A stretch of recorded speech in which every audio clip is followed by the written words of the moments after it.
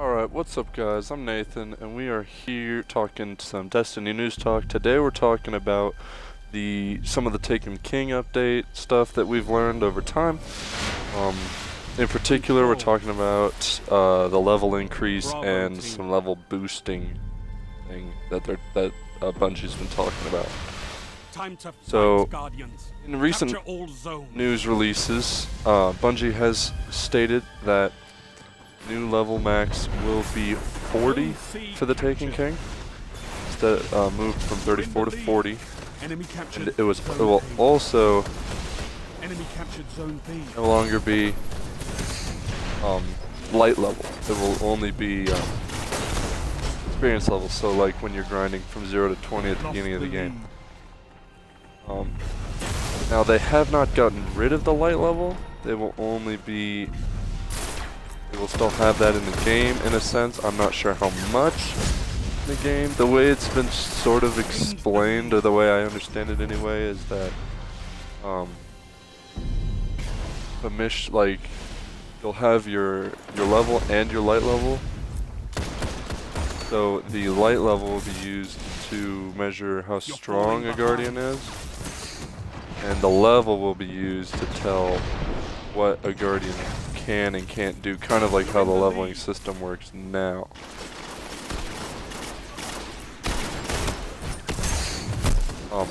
So in terms of like, let's say the strikes, for example, there's the level 32 Nightfall strike. If you're, I think it's if you're below a level like 28 or 29 or 30, whatever it is, I don't know.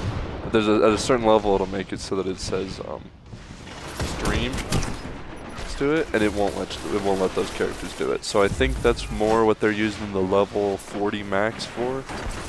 And then we have the light level. Now there are a few questions with the light level, because if they keep the light level the same, increase the other level, then how are new guns and armor, things like that, going to be implemented in it? Now, in my own personal opinion, I do think they're going to increase the light level. I don't know how much. I think it'll be at least 2 or 3. In the past, we've seen 2. A pretty basic thing. The game first came out, the level max was 30. And the first DLC came out with Crota, and it got moved up to 32, and then House of Wolves came out, got moved up to 34. Now we are today.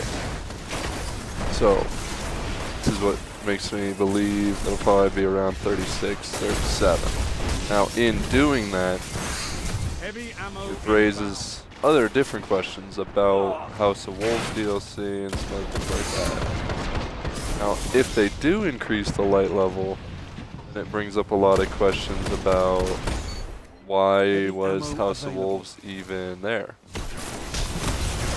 Like, what was the point of it? Because if you guys don't know, House of Wolves included what was called etheric light, which is an upgrade material that you were able to use on any of the upgradable, any of the ascendable weapons in the game. So all of the raid gear from both raids did not meet that level 34 max. They only met a level 30 max or a level 32 max. Zone C lost. Zone B neutralized. So you were able to use that stuff, and you could ascend it so that you could use it. So like how a lot of people using Fatebringer, talking Black Hammer, Vision of Confluence, all the way down to the armor and the rest of the weapons that I don't feel like naming. So we're like, if all of that stuff can go to 34, the etheric light, because it couldn't already, but the light level's increasing again, then what was the point of having etheric light to make up for it? I can understand Bungie was kind of doing a course correct in a lot of their material, because when the vanilla game came out and the max was 30, they had Volta Glass, and that armor could get you to 30. And that was some of the very few, if not the only armor in the game that could get Zone you A secure. to 30 at the time. Then Crota came out, and that armor gets you to 32. That was some of the only armor that gets you to 32. If not the only armor. And House of Wolves came out with some armor, and that armor gets you to 34. Came out with some weapons that nobody really seemed to, or at least I didn't like the weapons very much. But they also came out with the Ascending that made it so that you could actually go back and relive the old, if you will, the glory days of having Fatebringer at 365 damage. They course corrected their entire game to bring back the ability to use old weapons, which I thought was great. I mean, it made sense to have them playable still. It didn't make sense that they left them behind in the first place, if that makes sense. Like, guns that are good guns. Enemy captured Like, zone they're always good guns. So how can you? Heavy ammo on the way. I don't know. Like, how could you just leave them behind like that? That just doesn't make sense to me anyway. Moving on. You have so if everything's moving up to, since it is going to be more than 42 light, but we're leaving these guns behind. How does that? From what I understand anyway, the only way to level up is going to be getting this new DLC armor. Now I don't know if that's going to mean more light. I mean, if the light level's higher, then it has to mean more light. But at the same time, it raises a lot of questions, like why? Yeah, like what was the point of having everything we've had so far?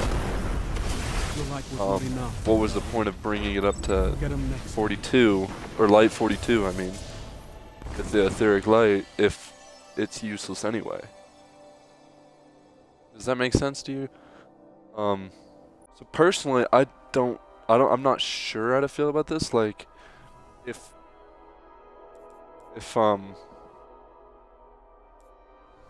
light level is gonna measure strength, but the different level that you can get pretty easily is going to measure what you can do.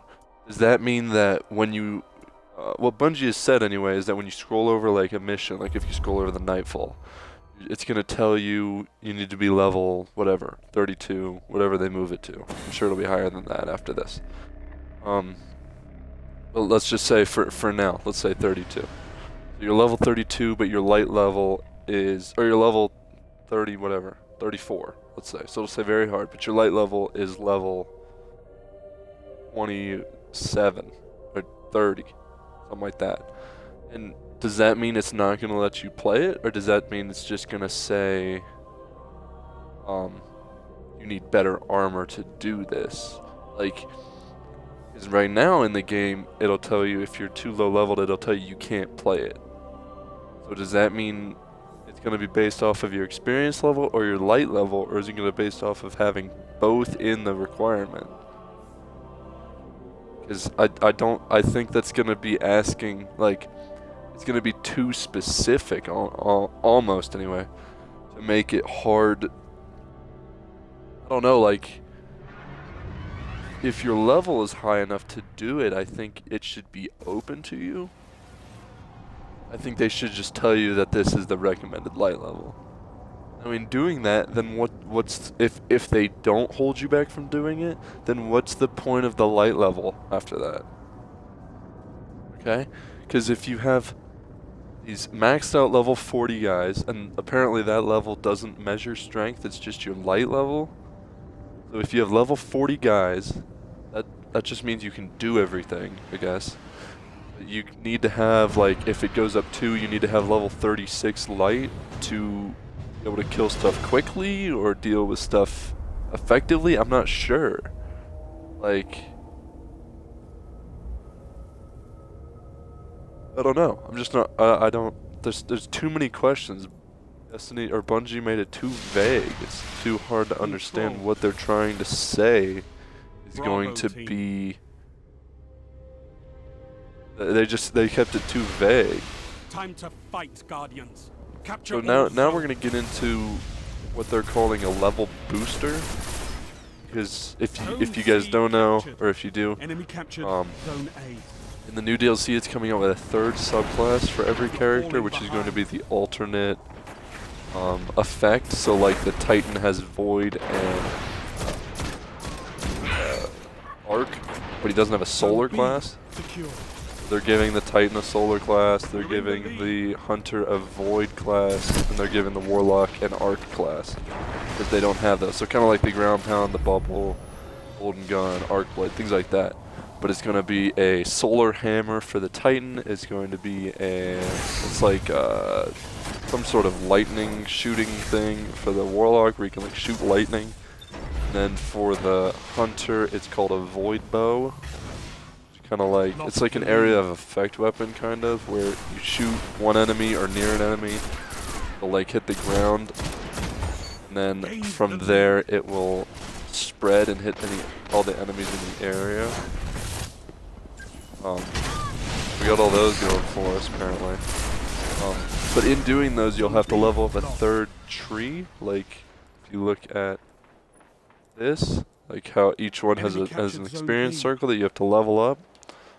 So in doing that, we'll have a third one of those up here, right here. Falling behind. Now, Bungie tried to take it to heart that it takes so long to level up these trees that I guess they're coming out with a level booster, is what they're calling it.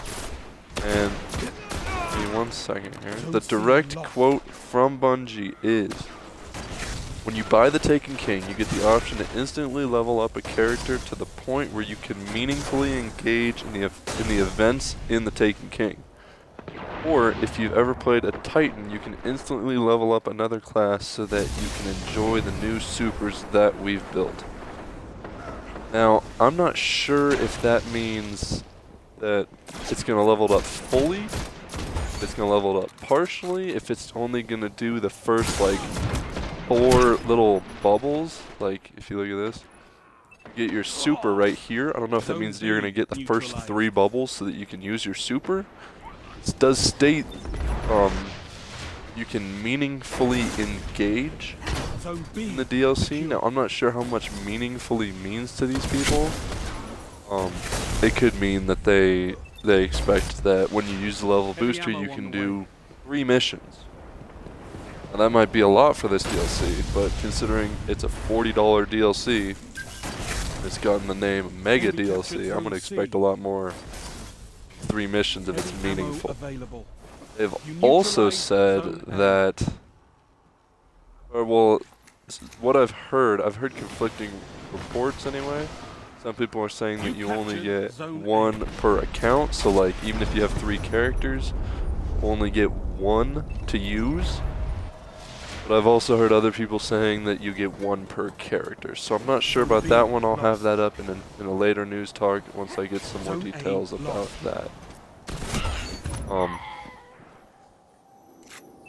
Now, I think this level booster makes sense. People don't want to have to grind through all of it. I mean, it's part of the game, so I think they're not going to max out your entire subclass. Just to keep people from complaining about having to actually work in the game. I'm sure it'll be a few levels. But this could be something actually really meaningful in the DLC that could help a lot of the lower level characters. They even said it'll help the higher level and the lower level characters. So they seem pretty confident about this level booster, which actually surprisingly makes me somewhat confident in this part of the DLC. I think if people have like 1 subclass maxed out on, let's say, a character that they already have, but they need work on another one, they want to fully experience that new DLC subclass, they might just do it on their other one that they haven't done yet. If that makes sense to them. Like, it gives people a lot of choice. Hopefully, it'll give them a lot of choice. And if it is 1 per account, then all right. I mean, I think people will complain for a little bit. We'll have those people that stand out, but I think overall it'll be. I think it'd be better to have just 1 for the account, depending on how much it boosts. Like if it only does the first column or the first row, I mean,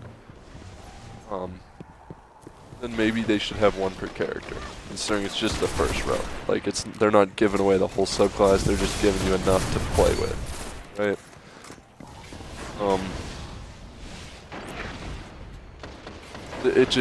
They keep it vague, and that's one of the things that makes Bungie hard to get behind for me anyway. I grew up playing Call of Duty, so defending Bungie is always a struggle for me, but I think they have somewhat of a decent grasp on this DLC, a little bit more than they did on the other ones. They always have an ability, it seems, over time to just overhype some of their stuff, get people way too excited for some of their DLC, like with Prison of Elders. They got everybody super excited for this life-shattering Prison of Elders because there was no raid and it was supposed to be this new replayable thing. The second my friends and I got our third Elder Cipher,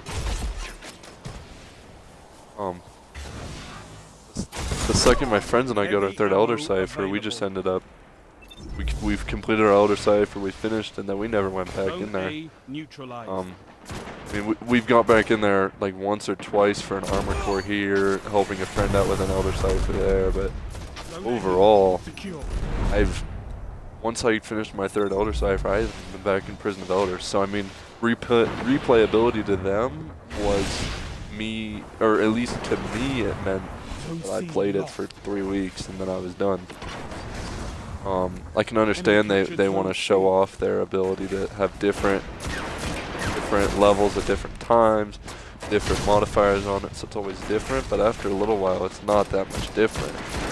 It's just the same shit. That's for another time. We can talk about that later. Let's see. So overall, I mean, I think I'm somewhat optimistic for this. I'm excited for a third subclass as something to do. I'm not excited for losing all the legendaries. Like, my friends and I just started doing Trials of Osiris, like the gun I'm using right now, the Scholar. This thing is legendary, so that means it's gonna get left behind with the DLC. So I'm not really excited about that. I mean, if we are seriously losing every legendary armor piece and weapon in our arsenal, just so that we can enjoy this, I think it's kind of Bungie just holding us at gunpoint and saying, enjoy the DLC because you lost the original game. You don't get it back. Now, like I said earlier, we did see this before, so I would not recommend getting rid of all of your legendaries. I mean, I can understand getting rid of some if they don't make the vault bigger or something like that. Just to save some room for the new legendaries. If you are super pumped for the new legendaries and you think you're gonna do great with them, I would hold on to your legendaries for about a week and a half until you start getting some decent drops, until you start getting everything you need. Make like a full character set, make a higher level dude, enjoy the game, then do that. I mean, just get into it. Do your own playstyle. That's why they have now it's going to be 9 different subclasses. I mean, everybody plays a first-person shooter different, and you can't ask everybody to think the same or play the same. But you can't force people to like the new weapons if they don't want to. If they really like using Vision of Confluence, Galahorn, then they can do that. But I mean, your exotics should get pushed up when they get pushed up, and if they don't, then they don't. So, I mean, we'll figure it out as it comes our way. So just, if I missed anything, or which I'm sure I missed something along the way, please let me know in the comments below. If you guys liked it, this was my first news piece, so be sure to like, subscribe, just put me a comment, says good job, something. And if you want me to research something in the future, put that in the comments too. I mean, I'd really appreciate it. Thank you.